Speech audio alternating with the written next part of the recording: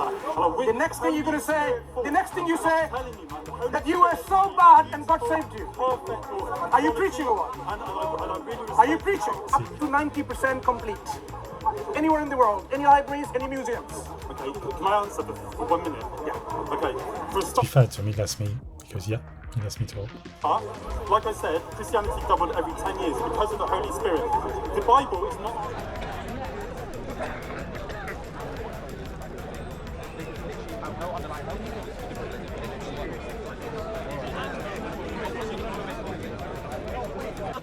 We're going to destroy that claim today. Can you show me? Come on. No, he be there. With exactly the Quran that we read today, then it will establish what? Okay, Mansur, very quickly. What is the date? No, hold on. You've been setting me up. I'm going to shut you up now.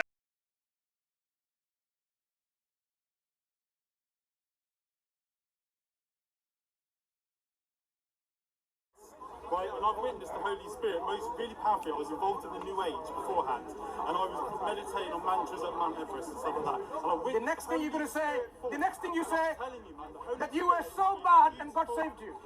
That's quite funny, actually. Ironically, I don't say that I've been really bad and stuff like that. I just literally say I was involved in another religion, but I witnessed the power of the Holy Spirit. So for my testimony personally, I became a really devout Christian, and I was like it for about a year and a half before I'd even really read much of the Bible. I had no idea what was going on. I'd go to church and I'd just listen to everything off the pulpit, and I didn't really know what was going on. I was trying to read the Bible, but my faith was solid because I'd had like encounters. So I come in through encounters. So when someone tries to like say to me Christianity is false because the Bible's got inaccuracies, I'm like, yeah, but I didn't even come to faith through the Bible. Thing you will ever see, having a proper relationship with God. I respect Muslims, I respect your... Are you preaching or what? And I really respect... Are you preaching? See, this is him shutting me down now. You're preaching, aren't you? You're preaching. But the thing is, as Christians, we're called to share the gospel, and it's not every day you get the audience of like 50 Muslims, you know, and a lot of these guys, they go down there for debates, and they will support their fellow Muslim brothers, and a lot of them are very devout, but they're down there because they're hungry, and they want to know about Jesus, like, and they, in the Quran, I have to find this verse, but it says like if they pray to Jesus, Allah will like punish them. So they've got this really big fear of going too much into Christianity, and I think that's why they sort of double down so much on Islam, and they try and disprove Christianity, but it's not very often they're going to hear what I'm saying. So I'm just like, right, you know, and also it stops Mansur like honing in on this one thing. Show me evidence. Are you preaching? Are you preaching? Well, not with me, please, right? So here, you made a claim 90% of the New Testament text was there in the writings of someone called Conspicuous, a historian. Now, we know historically that the earliest surviving documents of the New Testament, there is nothing in the first century. So that means for the first 100 years, there is nothing. So in 10 years' time, you're...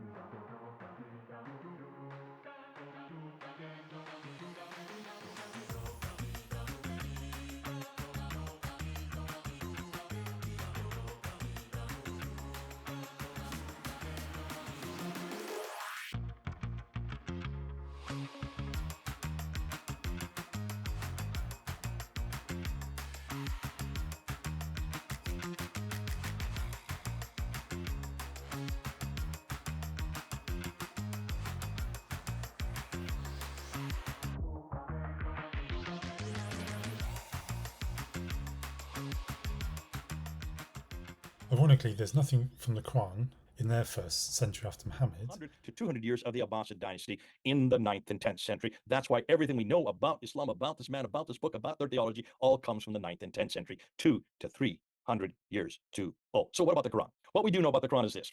They claim that it's uncreated. They claim it was sent down. They claim it was complete by Uthman, and they claim it was unchanged. If you could just remember those 4 words. Do we make these claims? Please don't. Well, the reason we don't is because there's no way that we could make those claims. But the Muslims have to make these claims because it's in the Quran itself. Uncreatedness is in chapter 85, verse 21 and 22. The fact that it's never changed is in chapter 10, verse 15, and also 18, verse 27. And the reason why is because Muhammad protects it and guards it is in chapter 15, verse 9. So don't get upset for them for claiming that they have to. We would never claim that about the Bible. Please don't. The Bible was created by men. We know that. It was not sent down to anyone. It was inspired by God. The Bible was complete in its original form. Has the Bible been changed? That's a huge debate within Christianity. I'm not going to get into that debate. Now, where do we find out about the creation of the Quran? We need to go to our good old friend Al-Bukhari. Notice he's the one that tells us how the Quran was created. But he tells us that in 870. The Quran was supposedly compiled and finished in 630 and then compiled in its final form in 652. If that is the case, you've got it almost 240 years too late. Now, what Al-Bukhari says is this, that when Muhammad died in 632, Uthman had to rewrite the Quran in 652, and he sent 5 copies of that rewritten to 5 different cities, Basra, Baghdad, Damascus, Mecca, and Medina. Here's the problem. He sent that in 652. Where is there even one of them? What we do know is that after, in the later 7th century, according to the tradition, not me, according to tradition, another Quran suddenly appears in Damascus with 116 surahs. That's 2 more than the Quran we have today, written by Ubay ibn Ka'b. Another appears in Baghdad, written by Ibn Masud. It only has 110 surahs. That's 4 less than the Quran we have today. And then another appears by Ibn Musa in Basra, and it has 114 surahs. And then Zayd ibn Thabit is the one that is the original one. Can you see? They don't equate. Therefore, it was at least 5 different Qurans in the 7th century from Mecca, Medina, Basra, Kufa, and Damascus. Why is it we don't have one of them today? That's only 1,400 years ago. But then something happens between the 7th and 8th century. The Qira'at Qurans begin to appear. So what are we talking about the Qira'ats? Well, a historical review. The Arabic in the 7th century only had about 16 letters. That's the problem. 16 consonants. There were no vowels at that time. The Arabic today has 28 now consonants. How do we know? Because dots were then added in the 8th and 9th century in order to read them. Therefore, once the dots were beginning to appear, then you need to have vowels to know how to pronounce them. So 3 vowels then were introduced, called harakats, and they were introduced in the late 8th, early 9th century. So let me just show you what I'm talking about. Here are the original, or the oldest manuscripts we have. The Samarkand on the left, the Sana on the right. Notice there are no dots, no vowels on them.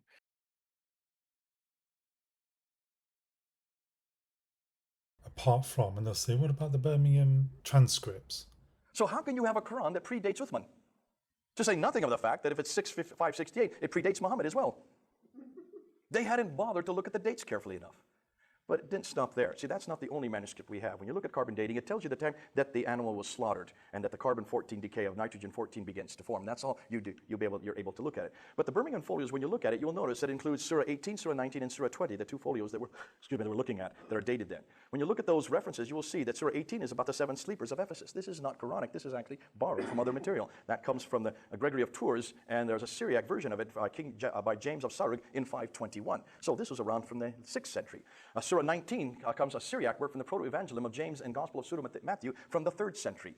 And of course, the story of Moses, Surah 20, is exactly straight out of our Bible. So all of these predate the Quran, do they not? These are nothing more than borrowed stories.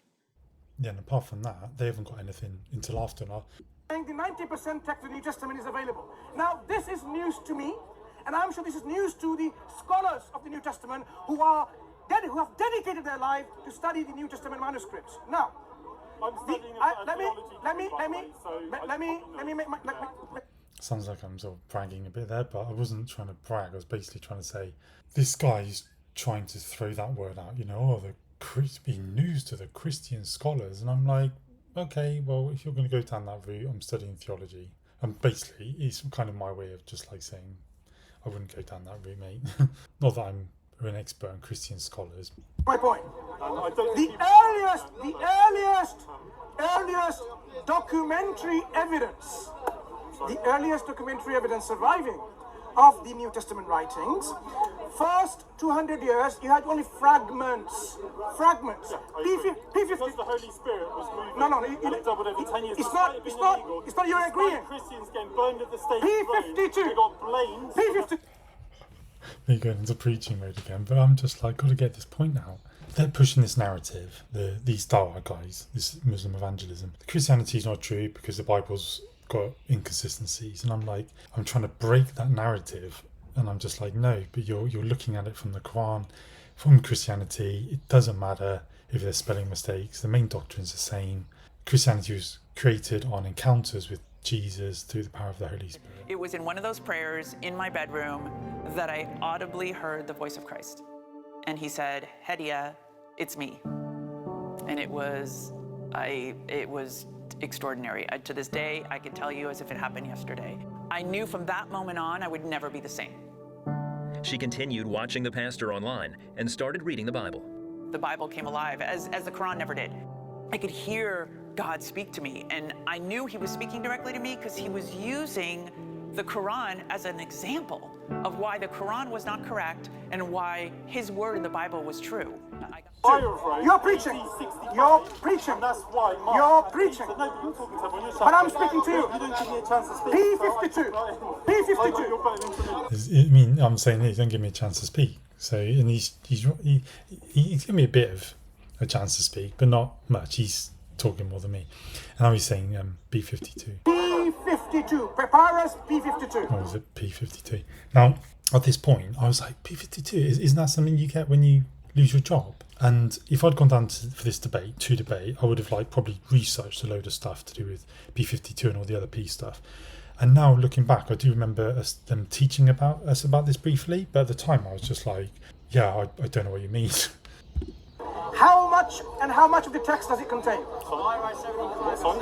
P52. P52, I admit, I've never heard of that. What is that? Good. Exactly. And then the cameraman keeps making these digs at me, and he said then, oh, I thought you were studying a theology degree. You know, which is a fair comment, but it's quite funny that he's making these little digs at me. You know. Yeah. Right. Now, okay. So, and then I started talking to the cameraman for about 30 seconds, and Mansur was trying to get my attention. But the funny thing is that I'll play this and I'll tell you. Have you heard of tree 39? So I say tree 39, then I said oh, you can't be a good Muslim. my friend. You can't be a good Muslim if you've never heard of it. And then I said, obviously, it's not important to Christianity, but I basically just blagged my way out of that one. What's your name? It's obviously not a valid source. What's your name? Eddie and Mansur. And despite that, I do respect you. I respect you too. That's why I'm having a discussion. I'm doing this thing where I'm preaching, look at Mecca, Holy Spirit, but I'm also aware that I'm surrounded on my own. 12 hours away from going to Australia or America, for America. So I'm oh no, I really respect you and I love you guys, but Within the first 200 years of Christianity, are there any documents of the New Testament that is up to 90% complete? Anywhere in the world? Any libraries? Any museums? Okay, can I answer for 1 minute? Yeah. Okay. To be fair to him, he lets me talk. Like I said, Christianity doubled every 10 years because of the Holy Spirit. The Bible is not our He's God. looking grin, he's here he goes again. The Bible leads us to God. Now hear me out, okay? It's true, the Bible leads us to God. It's it's not God. The Bible we have never claimed the Bible to be word for word from God, and that's blatantly obvious because, for example, when Jesus came out of the tomb, in two different accounts of the Gospels, you see he meets two different people. So we never claimed it. Yeah, just like I said earlier, we never claimed it. When he came out of the tomb, he meets two different people. We know that there are contradictions. We know that there are word changes. Yeah, we know there's word changes and contradictions in the Bible. But the fundamental principles of Christianity, the basic theology, is still the same. So the theology of the Bible is the same, and then the cameraman says something. Okay, so I totally agree with you. I do, but that doesn't disprove. But I said I totally agree with him, but I don't agree that it's been corrupted. So the Muslims' argument is it's been corrupted, and that's why you put on the thumbnail that it's been corrupted, but it hasn't. I never said that. God, and I will say another point, that your earliest manuscript of the Quran... I have to stop you there. Yeah, he's I have to stop you there. Because, their earliest manuscript of Jesus is about the 9th century. Jesus Christ. Let's look at the Tahqiq, which would be the earliest material that we have. That would be the book of Acts, the history of the early church, written by Luke, between 52 and 62 AD. So within 20 to 30 years of Christ's death, you already have the history of the early church. Let's talk about the tafsir. That would be Paul's letter. He starts writing within 50 years of Christ's death, between 48 and 65, when he is killed in Rome. That's within 15 to 34 years, you now have the tafsir of Jesus with all the different letters to the different churches. Then we start getting into the gospel accounts, and this is the sirah of Jesus and the hadith of Jesus, both the biography and also what he said. Mark is the first one I'm going to put up there. He dies in 70 AD, so that's within 37 years of Christ's death. You now have the Siddha and the Hadith of Jesus. That's the first one. Then we get two more that come about 10 years later in 80 AD, written by Matthew and Luke. That's 47 years after Christ's death. You get the second series of Siddha and Hadith. So now we have three different copies of the Siddha and the Hadith of Jesus. And then finally we end with John, who has the last Siddha and the last Hadith. He dies in 90 AD, so within 57 years, which means within 29 to 57 years of Christ's death, the entire New Testament is written down. What's more, and this is so important, all of the New Testament writers lived in the same place Jesus lived. And they either knew him personally or they got the material from others who saw what he did and heard what he said. So our genre of our material, of all of our Siddha, the Hadith, the Tafsir, and the Tahri, all come from within 60 years of Christ's death, all either by eyewitnesses or those who were the eyewitnesses, and all from with the same area that Jesus lived. If we were to use if we were to bend it on what Islam has for Muhammad, none of the writers would be down in the area of Galilee. They would all be up in Turkey. And they would all be writing in the 3rd century, redacting it back to the 1st century. Further away, no, I have to stop. I have to stop you there, Eddie. Eddie, I have to stop you there.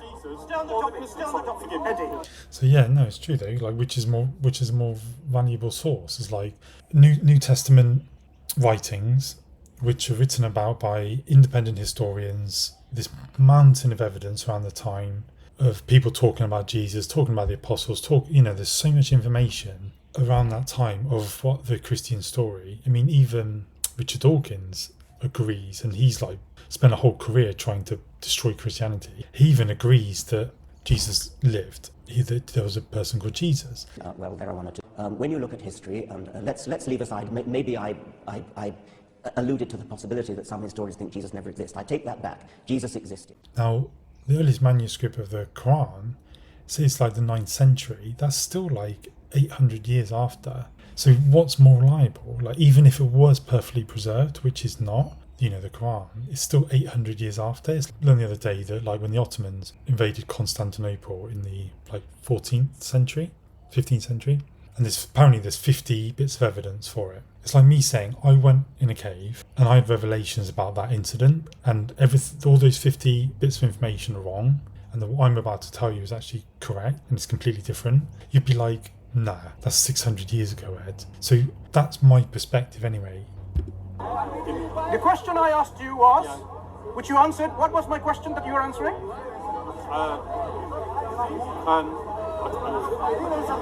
Yeah, I'm like, I don't know.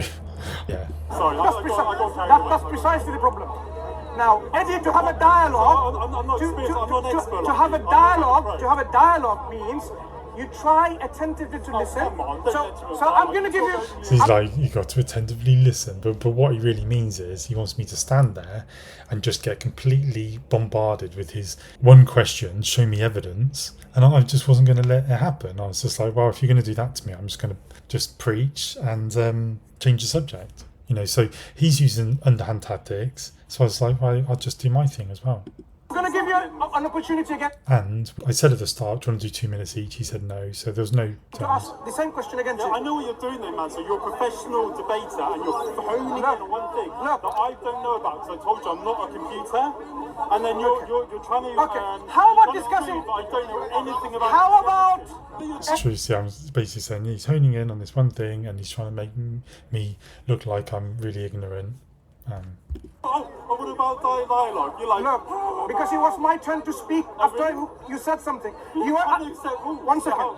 He had no set rules, so how would it be his turn to speak? You were answering the question, and... This is professional debate. Excuse me. Are you sure you went to theology school or grammar school? Yeah, cameraman has another dig. But it is quite funny what he says, actually. He says, like, you sure went to theology school, was it drama school? I mean, to be honest, that's a compliment. Yeah, maybe I should have gone into drama school. Could have been a famous actor. Yeah. So, Eddie, I asked you a question. Within the first 200 years of Christianity, do you have any documentary evidence of the 90% of the New Testament texts extant anywhere in the world, in museums and libraries? Instead of answering this question, I'm not... Everybody, go home tonight and Google Google is the source. Because I'm not going to do it now, because... Ignatius. There are commentaries very early in the 2nd century on the New Testament documents. Obviously, they had to have been written prior to that. And Ignatius, an early church father, by 110 AD, had quoted from 25 of the 27 New Testament books. So these books must have been written in the 1st century for Ignatius to have quoted 25 out of 27 of them.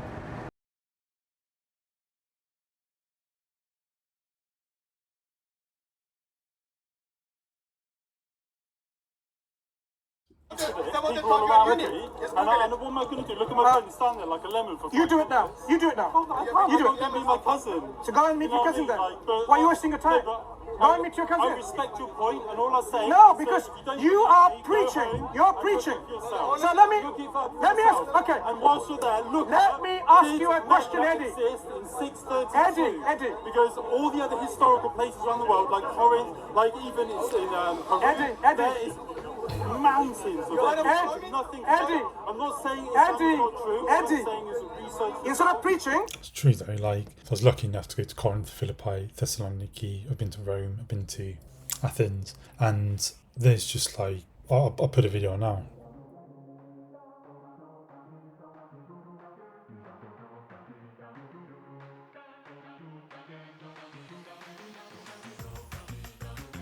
do we have any evidence of Prophet Moses in the historical record apart from the Bible? That's a good question. Let me explain this. I don't want you to explain it. And then fast forward where there should be even more information, which there is about other things going on. In Mecca in 632 AD, there's nothing. Because I don't want. Let me tell you what. I don't want people who are going to comment and really say some nasty things about you. I don't want to give them the opportunity. I'm sorry.